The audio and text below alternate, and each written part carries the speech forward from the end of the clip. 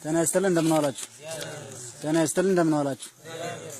እሺ እዚህ ጋር ያለው የስብስብ ኃይል ወይንም የወታደር ስብስብ እዚህ ጋር በተገኙበት ወደ አመራራቸው ስናልፍ እስኪ አንዴ የቃለ መጠይቅ ምልልሱንን ፈቃደኛ ለመሆንዎት እስኪ የመጀመሪያ ማረጋገጫ እንፈልጋለን።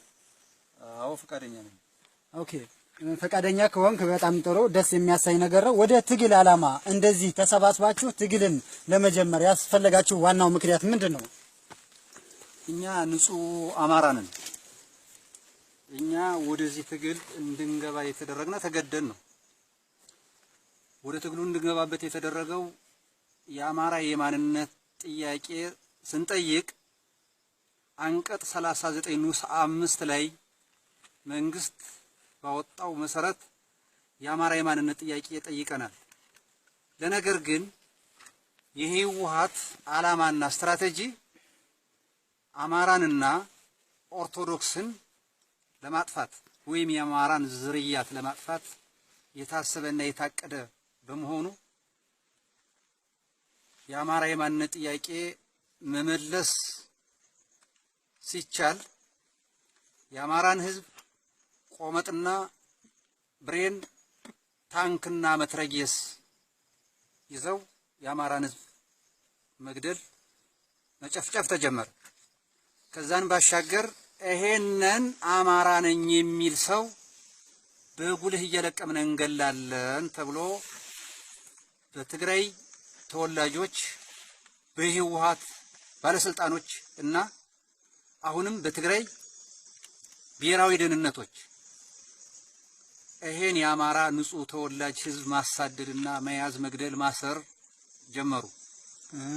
አማራጭ ስናጣ ተገደን እኛ ከመሞት ወይስ ላለመሞት ውሳኔያችን ወስነን አሁን እኛ በዚህ በጫካ ላይ የግድ አስፈላጊ የሆነ ምላሽ ለመስጠት ተገደን እኛ ወደ ጫካ ላይ ገብተን አሁን የትጥቅ ትግል መስርተን ለ25 ሚሊዮን የአማራ ህዝብ ቢቻል ማድረግ ያለብን እኛ በቅርብ ቀን ይሄ የአማራ የማንነት ጥያቄ ወይም የአማራን የማንነት ጉዳይ የአማራው ህዝብ በራሱ ፍላጎት ወደ አንድ እንዲመጣ የማድረግ ስራ መስራት ነው። እንሰራዋለን ብለን አስበንም ነው ስራ የጀመርነ እና አጀማመራችንም ይሄ ነው። እሺ አጀማመራችሁ ይሄ ነው፣ ደስ ይላልኝ። ነገር ግን ማለት ነው የማንነት ጥያቄ ጠያቂዎች መሆናችሁና የሰራዊቱ ስብስብ አስደስቶኛል። የማንነታችሁን ለመግለጽ ሞክራችኋል። የማንነት ጥያቄያችሁ ሊመለስላችሁ ቢችል አመለካከታችሁ ለወደፊት ያላችሁ የትጥቅ ትግል ለወደፊቱ ቀጣይነቱስ ምን ያህል ነው? የማንነት ጥያቄው ህወሓት ከተከዜ ወደዚህ ለአማራ ህዝብ እንመልሳለን ተብሎ የማይታሰብ ጉዳይ ነው። የህወሓት መሰረታዊ ሐሳቧ የኦርቶዶክስ እምነትንና አማራን ማጥፋት ስለሆነ ያን ስትራቴጂ ወደ ኋላ ተመልሳ ከተከዜ ወደዚህ ለአማራ ሰጣለሁ ብላ የማታስብ መሆኑ ይሄ በእኛ አረጋግጠን ያው አድረናል።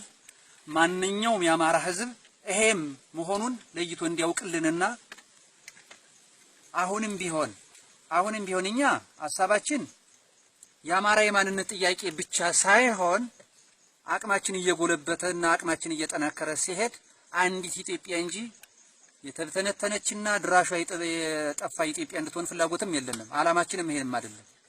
የብሔር ብሔረሰቦች ጥያቄ የኦሮሞና የአማራ ህዝብ ጥያቄ አጠቃላይ ሙላው ድሮ እንደነበረችው ኢትዮጵያ አንዲት እንድትሆን ፍላጎት አለን። ራእያችንም ይሄ ነው። ለነገር ግን እኛ አሁን ባለን አቅም ጉዳይ የተነሳነበትን መሰረታዊ ጉዳዩ ጥያቄው የተነሳ የአማራ የማንነት ጥያቄ ስለሆነ መነሻችን በአማራ የማንነት ጥያቄ የነጻነት ታጋይ ብለን ነው የመሰረትነው። አሁንም ማንም ረድቶን ወይም ማንም አግዞን ሳይሆን አማራነታችን አስገድዶን የአማራ ክብር ተገፎ የኦርቶዶክስ እምነት እንዲጠፋ ተደርጎ የተዘመረበት ጉዳይ አሳስቦን የወጣን እንጂ ትግላችን እኛ እስከ መጨረሻው ድረስ የአማራ የማንነት ጉዳይ ቢመለስም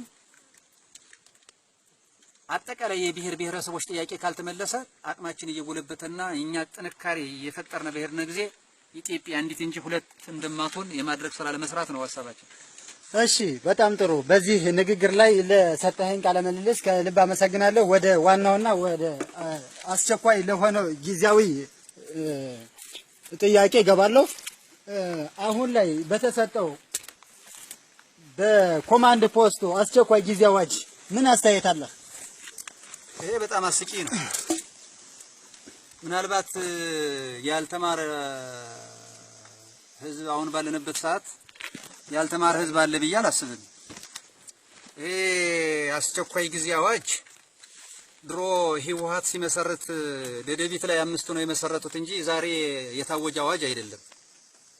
አሁን ባለንበት ጊዜ ጠቅላይ ሚኒስትር የመቃብር ዘበኛ አቶ ኃይለማርያም ደሳለኝ አነበበው ብላችሁ ነው እንጂ ይሄ ድሮ የወጣ ህወሓት መሰረቷን መስረታ ጠቅላላ የትግራይ ታላቂቱን ትግራይ ሲመሰረቱ የተመሰረተ አዋጅ እንጂ ዛሬ የጠቅላይ ሚኒስትር መለስ የመቃብር ዘበኛ አቶ ኃይለማርያም ደሳለኝ ያነበበ ብላችሁ አይደለም። ይሄ ድሮ ነው። ይሄማ ባይሆን ኑሮ አንቀጽ 39 ንዑስ 5 ላይ ያነብ ነበር። ትክክለኛ የኢትዮጵያ ጠቅላይ ሚኒስትር ሆኖ በራሱ የሚተማመን ቢሆን የተጠየቀውን ጥያቄ አንቀጽ 39 ንዑስ 5 ላይ የማንነት ጥያቄ ይሄ ይነበብልን ሲባል ይሄን ማንበብ ወይስ ድሮ እና በይፀሐየ ወይስ እና ቦይ ስብሐት ነጋ ያ ደደቢት ላይ የተጻፈው ነው ማንበብ ያለበት? ይሄ የድሮውን አውጥተው ፈርፍረው ካቶ መለስ ምናልባት ወይም ከሱሪ ኪሹ ወይም ከፖስታው የነበረው ነው እኮ ያነበበው እንጂ ይሄ ትናንትና አይደለም። ይሄ የፖስት ኮማንድ ይሄ ዛሬ የዛ እንዴት ነው? ይሄ ጥያቄ ለኔ አዲስ አይደለም። ጥሩ። ይሄን ጥያቄ ያው